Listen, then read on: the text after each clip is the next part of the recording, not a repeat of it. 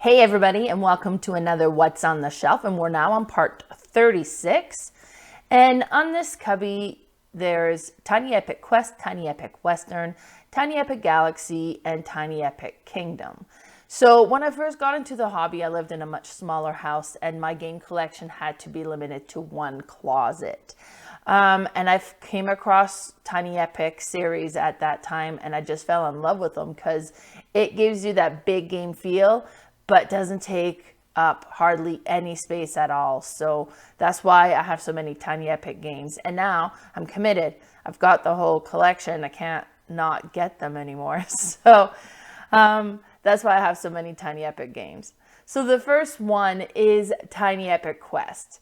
And Tiny Epic Quest really, although it doesn't have an official IP, but it really reminds me of The Legend of Zelda.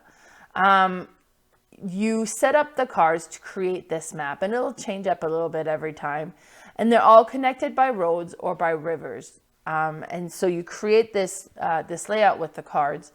And what's interesting is one player will select which action they want to do, which way they want to travel on the map. You can travel by horses, which makes it that you can go along the road as far as you want.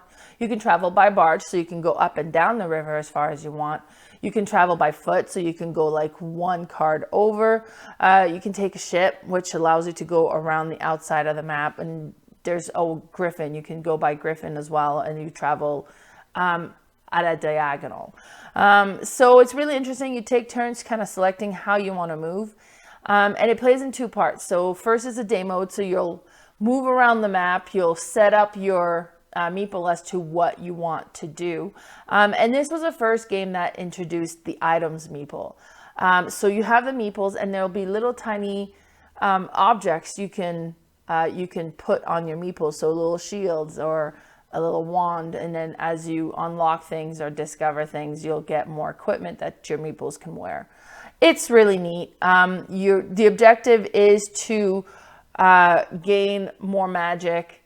There's like different tracks you're trying to gain, and it has a strong push your luck, because in the second mode is a night mode, and that's where you'll battle the trolls that you might come across. And you roll the dice, and it's really interesting because you roll the dice, and if there's a couple of troll dice that you're getting attacked, you got to take the first one. The second one goes to the next player, and so on. So it all gets shared. Like, it's not all for you, and so it gets shared. And you keep going into this night mode until your health is like, okay, I can't. I need to go back to camp and recoup here, because if I get hit one more time, or, but if you roll another magic, then you would reach your goal that you were trying to get on the magic track, or, so it has a push your luck, and it is really neat. The item meeple is really cool, and then the map looks great. It's a fun game. It's probably one of my top Tiny Epic games anyways. It was my favorite, but then the last few that got released were pretty good, so I don't know if it'll hold up anymore. Next one I have is Tiny Epic Western. This one is neat. The way you lay out the map, and I'll show you that. The way you lay out the map, you have like every player has their own little buildings in front of them. And if there's not playing, then you turn it over. So instead of being colored, they're grayed out. But the space is still there. So you kind of create this circle, and then all the cards go in front of the building and then on top of the building. But it kind of looks like a wagon wheel by the time you're done. And you place a card between each building, face down first. You don't, or is it face up? But you're not. So you place the cards up, and then you get a card.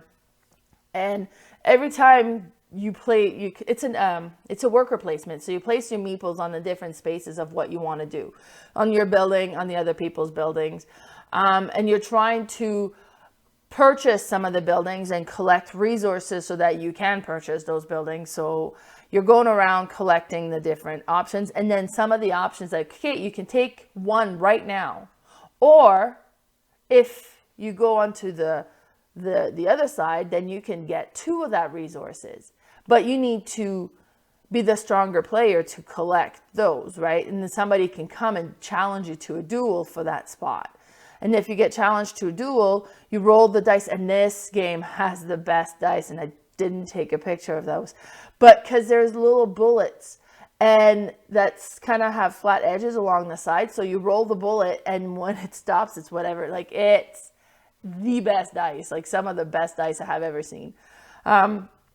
So you go around collecting the resources, challenging each other for duels, and then there's bonuses at each location. And if you have the stronger hand, you get it. Now, if you're uncontested and there's nobody else there, I think you're after the sheriff, but you get the resources. But if somebody else is there, then it's like Texas Hold'em. So you have the one card, and you got the card on either side, and then the other player is the same. So they have the one card, they got the cards on the other side. Whoever has the best poker hand would get the bonus. And it's a kind of 3-card Texas Hold'em. It's neat. The cards are cool. The whole look of it is really neat. And then it has like that Western theme. The artwork definitely shows that. It's kind of cool. The little meeple have, like little hats on, like little cowboy hats on the little meeple. It's super cute. And that one was Tiny Epic Western. So the next one on that shelf is Tiny Epic Galaxies. And Tiny Epic Galaxies is kind of an area control one. So you have 4 cards that are 4 different planets that are flipped up in front of you. And you don't have meeples in this one. You have little spaceships. And you can either land on the planet and do the action that the planet has. So you can take advantage of what it does there. And then sometimes it'll allow you to kind of collect more resources when you do some certain things, or it'll kind of do different things. Or you can orbit the planet. And then every time you roll the dice, there'll be 2 different types of dice that goes towards gaining influence on those planets. So if it's the one type, and that's the type of planet that one is, then you can move further down the orbit. And some planets are smaller than others. So some you have to move forward, some you have to move forward 8. But once you move all the way across the orbit, then you gain control of that planet, and that comes under your player mat. And it's kind of neat because you got the player mat, you got the different things that kind of shows that where your rocket is. When you reach a certain level, you will unlock another rocket as well. And then as you level up, you'll get access to more dice when you roll the dice. And then you're keeping track of the resources on there as well. And then every time you gain a planet, you slide it underneath, and then you get that special ability you can do. And then you get another one, so you slide it underneath, and you get extra special abilities you want to do. And then you have a secret mission of what you're trying to accomplish as well. And then everything's fit on this little mat. And it's neat. This is a really neat game. I need to play this one again. It's been a little while, but it's and then it's just in a tiny little box. So this one was Tiny Epic Galaxy, kind of like an area or planet control game. Super cool. And then I have Tiny Epic Kingdoms. So Tiny Epic Kingdoms was the first Tiny Epic game I have ever bought, and I bought it secondhand. And I brought it to my sister's house, and I played it with my nephew, and I said, hey, I got this new game, let's try it. And I was brand new into board game. I hadn't played a whole lot of different games. So we sat down, read the rules, and we got playing. And this is an area control. Everybody gets a map, and you set up your where you're going to be. And then what was super cool is you have this action, and then you flip it over, and then I do it, then other people do it, right? And that was the first time I had seen that, where I selected an action and everybody got to do that action. And the next player selected that, and then we all got to do the action. And I had never seen that in a game before. I've seen it in Puerto Rico. So I think Puerto Rico might have been one of the first game that kind of created that mechanism. But this was the first time I got exposed to that, and it was so cool. And for some reason, the picture I have on here is ultra tiny.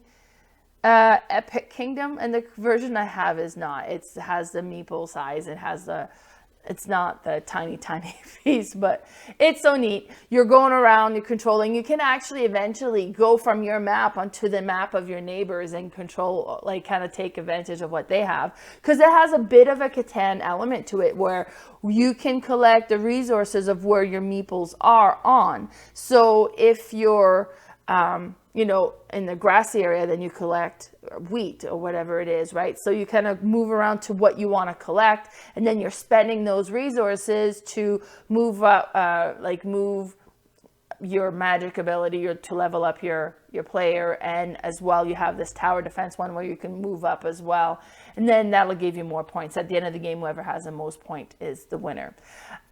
Super neat game, definitely enjoy this one. And then I think it has like nostalgia effect a little bit, being that this was my first Tiny Epic game and the first time I got exposed to some of this mechanism to this. I just love this one. So that was it for today. So if you want to follow me on Facebook, my Facebook group is Didsbury and Area is Playing All the Games. I am also on Instagram as BoardGame_Mama. As well on YouTube, my channel is Board Game Mama. So we'll see you for the next What's on the Shelf. Be sure to stay tuned. Bye, everybody.